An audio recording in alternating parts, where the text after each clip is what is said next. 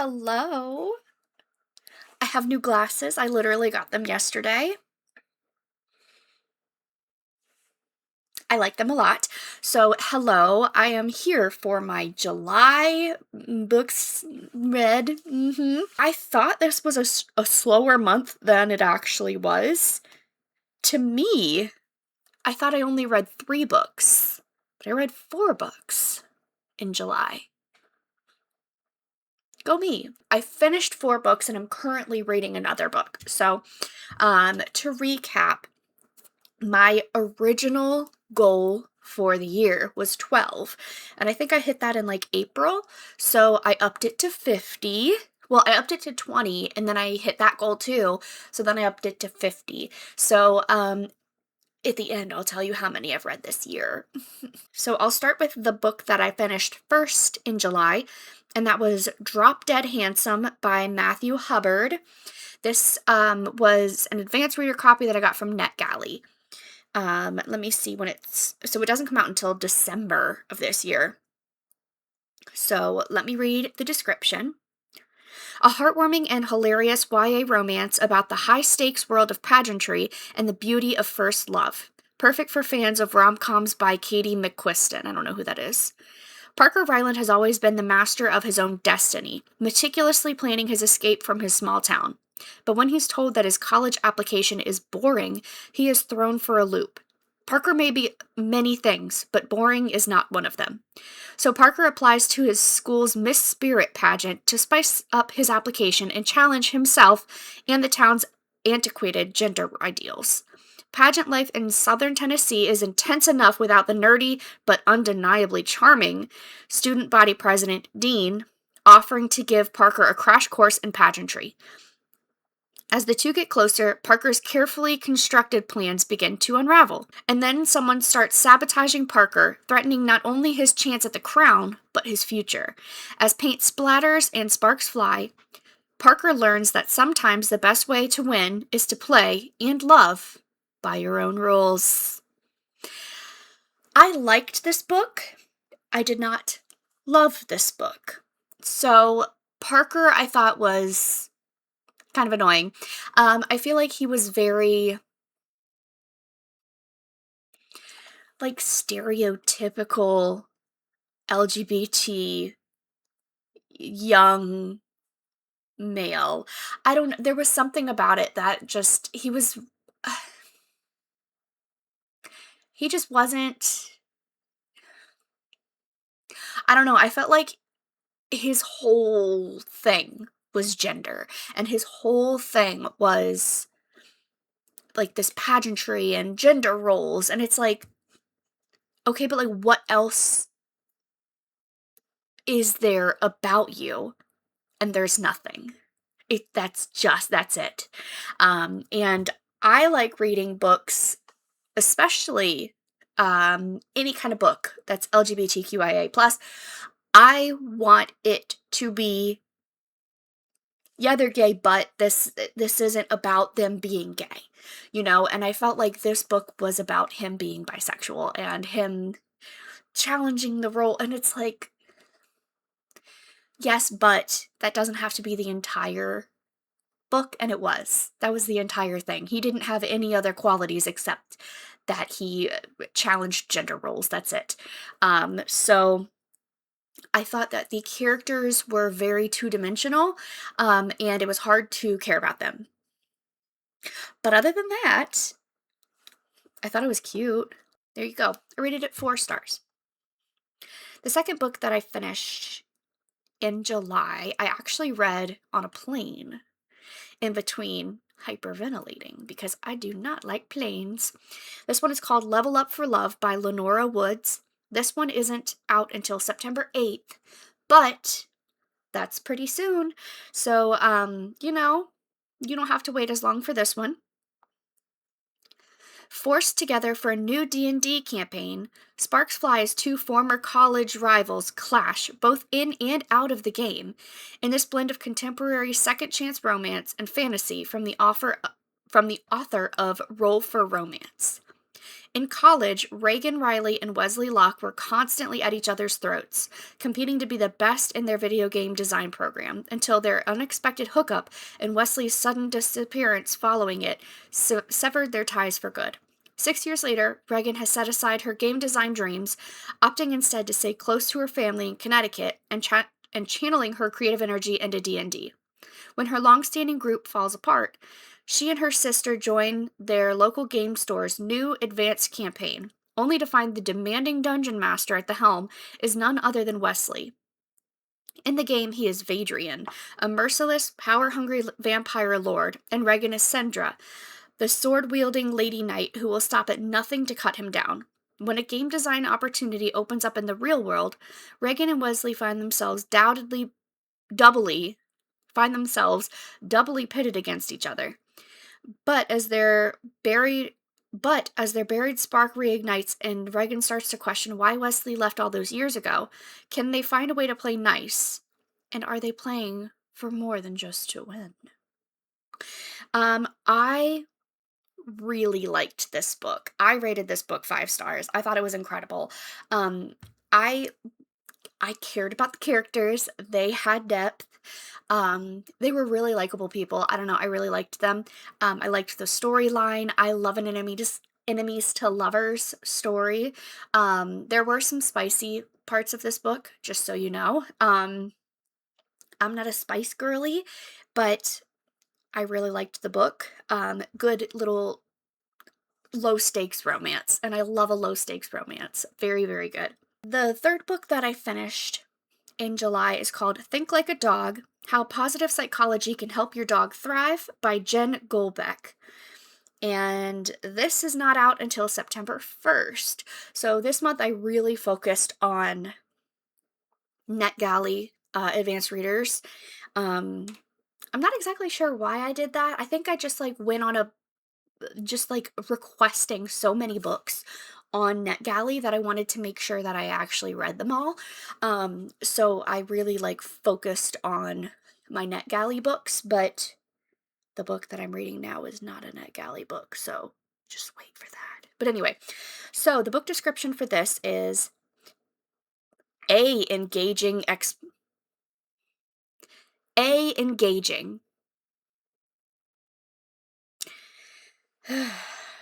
girl, an engaging exploration of dogs and positive psychology.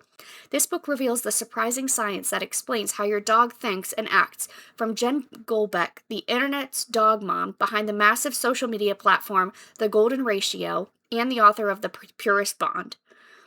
I have never heard of The Golden Ratio before I read this book. But they have a lot of golden retrievers, and they're all rescues. So I love that. As a rescue girly, I do love that. I really enjoyed this book.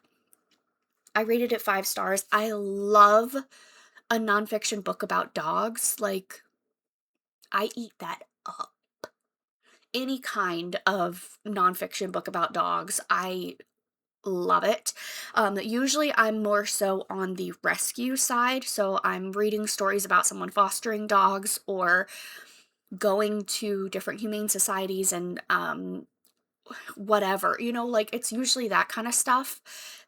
But I really liked this, how it talked more about the psychology of a dog and how dogs think and how to best like interact with your dog. I don't know, it was really, really good. It was also digestible. Especially psychology books and stuff like that. Sometimes it makes your brain hurt and you just don't understand it. Like Swiftynomics was like that for me. That was a book that came out last year or this year. And it was about Taylor Swift, but it was about economics, and I didn't understand it, and I didn't finish it because I didn't understand it. So I liked this book because it was digestible. I could understand it. Anyone could understand it, but you also feel like you're learning something. I love that. And positive psychology is such there's so much about it that shows that that's the correct way to train your dog.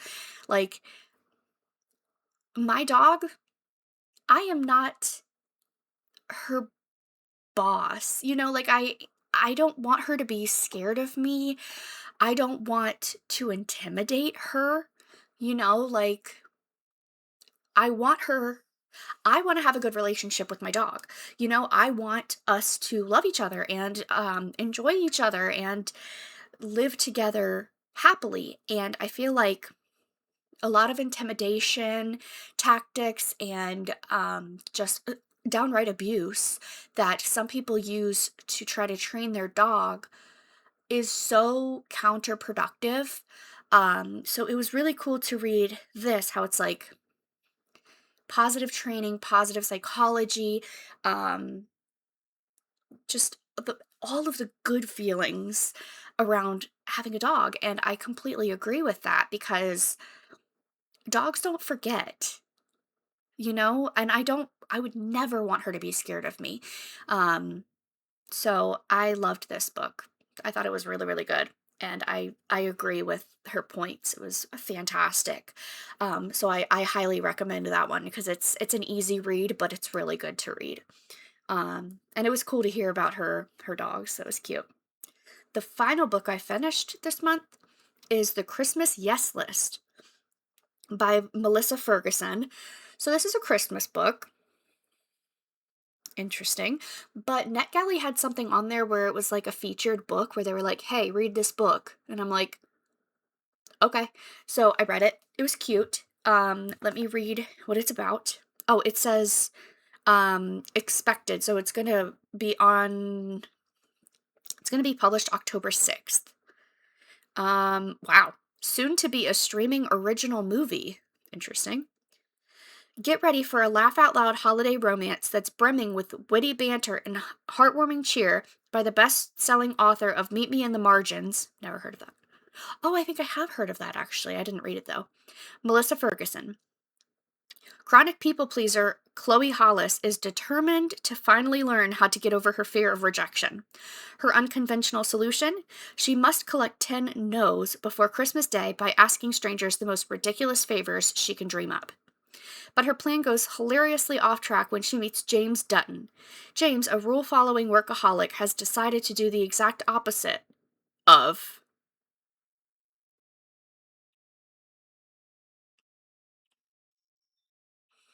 These authors need to proofread. Um, he's saying yes to every opportunity that comes his way in hopes of finally embracing life and maybe a little Christmas spirit. As they continue to get tangled up in each other's wild experiment,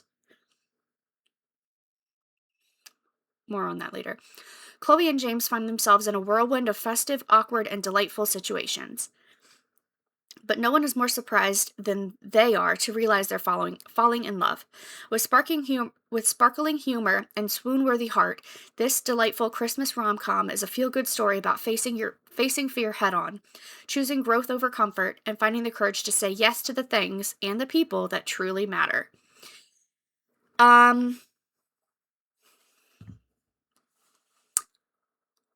so he wasn't. Spoiler alert, he wasn't doing that. So, I don't like that the book description said that he was doing that because he wasn't. So Chloe thought that he was doing that. Chloe thought that he was doing some kind of experiment where he says yes to everything that happens to him, and he wasn't. He just liked her. And she was trying to get no's from people. So she was doing outlandish things to have James say no to her, and he never did. So I don't like that it says like their experiment and everything because it was just her doing that. Um I liked it. I like, again, a low stakes romance. I liked it. It wasn't too crazy or anything. There were a couple parts that like alluded to them being like Christian, which I've never seen in a plain Jane romance book. So that was interesting. I'm not Christian, so it was like, "What?" But it's not anything that I mean, it kinda takes you out a little bit where you're like, "What?" But it's not it doesn't affect the storyline, you know? Um, so I didn't mind it, but that's something to keep in mind, I guess. I don't know. Whether that's good or bad to you is subjective, I guess, but just so you know, there's a couple parts in there that's like, "What?" Christian. But anyway, um I liked this book. I thought it was cute. I liked James. I kind of liked Chloe, but then again, she was fine. Um yeah, it was good. It wasn't like the best romance book ever. Also no spice, just so you know. Um yeah, it wasn't like the best romance ever. It wasn't like incredible. But I thought it was a good book. I like Christmas books. You know, we love a cozy little book about Christmas. So, if that's what you're looking for, this is definitely it. Um, but again, like, not like I wouldn't tell you to go run out and get it when it comes out or to pre order it or anything. But if you see it and you like books like that, it was good. And the book that I am currently reading, I actually got from my library, but it's in my car. So I'm a big girl and I got all new tires for my car. That's right. Me. So I was waiting for them to put the tires on my car. And so I was reading this book and I got to like 100 pages just while they were putting my tires on. So I'm at like 160 or something. Oh, well, it'll tell me. I'm on page 154. So this book is called Betting on You by Lynn Painter. So this is a YA book. When 17-year-old Bailey starts a new job at a hotel water park, she is less than thrilled to see an old acquaintance as one of her coworkers. Bailey met Charlie a year ago on the long flight to Omaha, where she moved after her parents' divorce. Charlie's cynicism didn't mix well with Bailey's carefully well behaved temperament, and his endless commentary was the irritating cherry on top of an already emotional fraught trip. Now Bailey and Charlie are still polar opposites, but instead of everything about him rubbing Bailey the wrong way, she starts to look forward to hanging out and gossiping about the water park guests and their coworkers, particularly two who keep flirting with each other.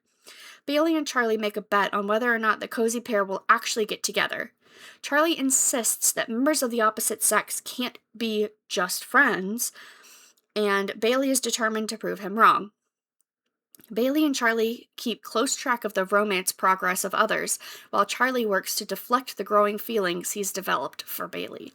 Terrified to lose her if his crush becomes known, what doesn't help his agenda is Bailey and Charlie fake dating in order to disrupt the annoying pleasantries between Bailey's mom and her mom's new boyfriend. Soon, what Charlie was hoping to avoid becomes a reality as Bailey starts to see him as not only a friend she can rely on in the midst of family drama, but someone who makes her hands shake and heart race. But Charlie has a secret that involves Bailey and another bet Charlie may have made. Oh my god. Can the two make a can the two make a real go of things, or has Charlie's secret doomed them before they could start? Betting on You by Lynn Painter. This is the second Lynn Painter book I've read. The Do Over was the first, and I loved that book. This book is so good. Also, this is 432 pages. That is so unnecessary. So I'm only on page 150, so I'm like I barely started basically. Like this book does not have to be this long. But it's really good so far. I like it. It's I enjoy it so far. I love YA, especially when I need like a little cleanse. Usually I read YA when I've read a lot of like nonfiction books that make my head hurt, or if I'm like I have a lot of stuff to do at work where it's like if I'm on on my breaks, I like reading a book, and if my brain already hurts, I like reading something like this that's like, oh my god, he's so cute, kind of thing. So it says I'm 35% done with this book. It's really good though. I really like it so far. So you'll probably see that as a finished book soon. So my reading challenge, I am falling behind. I've read 24 of 50 books. So I have 150 days left. So I have to read 5 books to get back on track. So I really need to focus a little bit more on reading. But also I'm full time now, so I have less time to do everything. So it's harder to find time to read, but I'm trying. I'm trying. Um, yeah, work is like stressful right now, but it's gonna stop being stressful because summer reading is over, thank God. So, August is a big break month, so it's a big like breather, which I need. Um, so it should be getting better. So, anyway, that's that. Those are the books that I read this month. I hope you enjoyed it. Let me know what you're reading. Did you read any of these books?